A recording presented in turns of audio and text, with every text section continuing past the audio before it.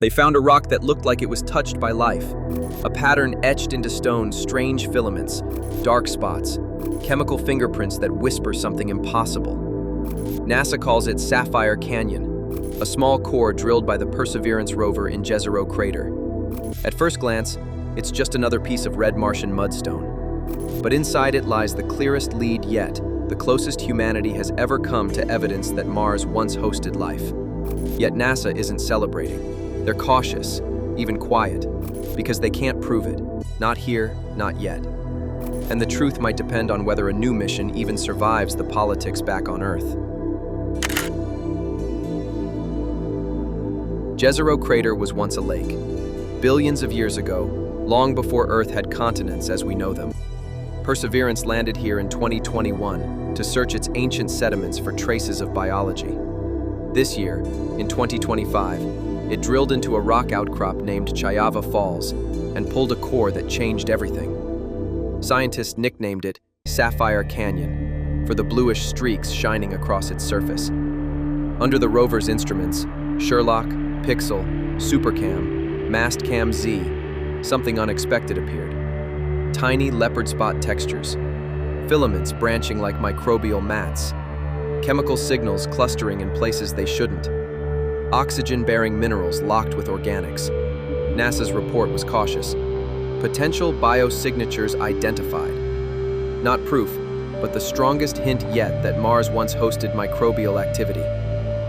So what's a biosignature? It's not life itself. It's a pattern, a texture, or a chemical ratio that life tends to create. On Earth, we recognize these in fossilized mats, layered sediments, or molecules arranged in distinctly biological ways. Finding similar patterns on Mars doesn't mean there was life, but it means something happened that mimics it. And here's the catch. No robotic instrument on Mars is powerful enough to decide which it is. The deepening mystery. To understand the significance, we need context. Years earlier, Curiosity and Perseverance both detected organic molecules on Mars. Long carbon chains that shouldn't survive this long in open Martian air. Now, independent labs studying Perseverance's spectral data report something remarkable. Alkanes up to 12 carbons long.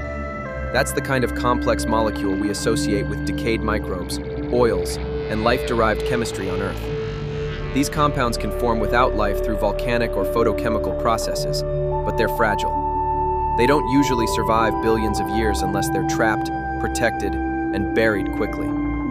That's exactly what Jezero's mudstones could have done. The rocks there were once at the bottom of a lake, a calm, mineral-rich environment perfect for preserving organic material.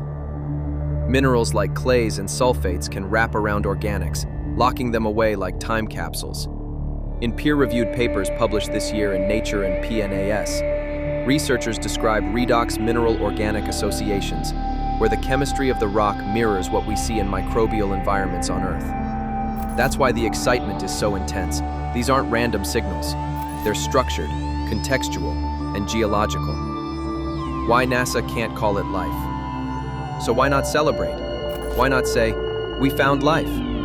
Because science demands certainty, and certainty needs samples. Right now, all Perseverance can do is analyze tiny patches of rock with small lasers and spectrometers.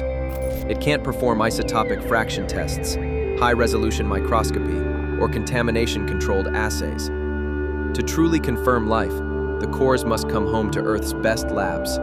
That's where Mars Sample Return, or MSR, comes in. The plan is simple in theory. A lander arrives, collects the sealed sample tubes, launches them into orbit, and another spacecraft ferries them back to Earth. But in reality, it's one of the most complex space projects ever conceived. And now it's in trouble. Budgets are tight, timelines uncertain, and Congress has begun questioning whether the cost tens of billions is worth it. If MSR stalls, those rocks stay on Mars indefinitely, meaning we might be staring at the greatest scientific discovery of all time, locked behind 200 million kilometers of red dust. Meanwhile, scientists are split. Some see biology, others see chemistry. Abiotic processes can mimic life frighteningly well. For example, certain iron and sulfur minerals can self-organize into branching textures identical to microbial fossils. Catalytic reactions on mineral surfaces can even create long carbon chains, no cells required. So the debate rages. Are we seeing microfossils or a trick of geology? To prove its life, we need to check for patterns that biology alone can create, like chirality, isotopic fractionation, or membrane-like microstructures. None of that can be done on Mars, and that's why NASA's announcement was careful. They said, potential biosignatures, not confirmation. But even that was enough to shake the scientific world, because if it's not biology, it's still something extraordinary. Mars is showing us complex organic chemistry, preserved for billions of years, under conditions once suitable for lakes and rivers. That alone reshapes our understanding of planetary evolution.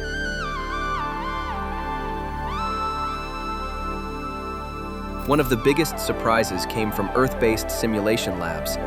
Researchers recreated Martian conditions in cold, dry, low-radiation environments and tested how long biomolecules could last.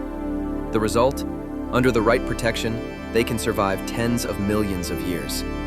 Ice, salt, or certain minerals can shield organics from cosmic radiation almost indefinitely. That explains why Perseverance is still finding them. Even if life died out eons ago, its chemical ghosts may still be there waiting in the rocks, unchanged since the Noachian age.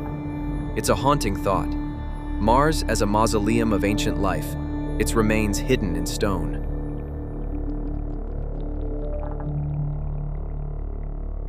But there's a darker twist. If the US delays, someone else might not. China's Tianwen-3 mission aims to bring Martian samples home as early as 2030. Private space companies are exploring ways to do the same. And with that comes questions. Who owns Martian material? Who decides how it's studied? Planetary protection laws, contamination risks, and international treaties suddenly become front-page issues. If another nation brings back samples first, they could rewrite the narrative of life in the universe before NASA even opens its first tube. Meanwhile, engineers at JPL are fighting time. Every rover wheel rotation grinds dust into the future of humanity's biggest question. Are we alone? Let's imagine for a moment that the tests come back and they're positive. Ancient microbial structures, isotopic ratios consistent with metabolism, no contamination, no ambiguity. It would mean that life emerged twice in the same solar system, that biology isn't rare or miraculous, it's inevitable. It happens wherever conditions allow it. The implications would be staggering. Biology textbooks rewritten overnight. The search for exoplanets with similar chemistry supercharged. Religions, philosophies, and governments are forced to confront the idea that Earth is not the singular cradle of life. And yet the discovery would raise new questions. Did Martian life share a common ancestor with Earth? Could meteorite exchange have seeded both planets? Or did life emerge independently twice, meaning the universe could be full of living worlds? But even if it's not biological, the discovery still matters. Because if these complex molecules formed without life, it means the chemistry of life, the building blocks, are common. Every rocky planet could carry the seeds of biology, even if they never sprout. It would shift the search for habitability across the galaxy, focusing not on where life is, but where chemistry could become life. Either way, the story ends with the same realization. The universe is not sterile. It's creative, dynamic, and full of potential.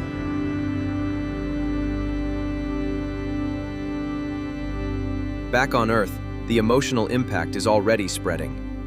Kids watching NASA live streams imagine future missions. Scientists argue late into the night. Philosophers debate what life even means. And ordinary people look up at the night sky, wondering if something once looked back. This single rock, smaller than your hand, carries the weight of that wonder. It may confirm what humans have dreamed for centuries, or it may remind us that truth is harder to find than hope. And somewhere on Mars, Perseverance sits silent, staring at the horizon, waiting for a signal from home, waiting to know if its discovery will ever be seen by human eyes. So now it comes down to time, politics, and persistence. NASA has called Sapphire Canyon a potential biosignature. But until the samples return, the question remains suspended, like dust in the Martian air. Will humanity bring those rocks home? Will we finally hold proof of life from another world? Or will the truth remain buried forever, beneath layers of red stone and bureaucracy? Maybe, in the end, it doesn't matter which answer we get, because the search itself changes us. Every time we send a machine to another planet, we're really exploring ourselves, our curiosity, our fear, our hunger for meaning. And somewhere, beyond that crimson horizon, the universe waits, silent, patient, ancient, holding secrets we're only beginning to ask the right questions about. This is not the end of the story. It's the moment before everything changes. Don't forget to hit that like button, subscribe, and turn on the bell so you never miss the latest space updates. And tell me in the comments, do you think there's life on Mars? Or is this just another red planet mystery?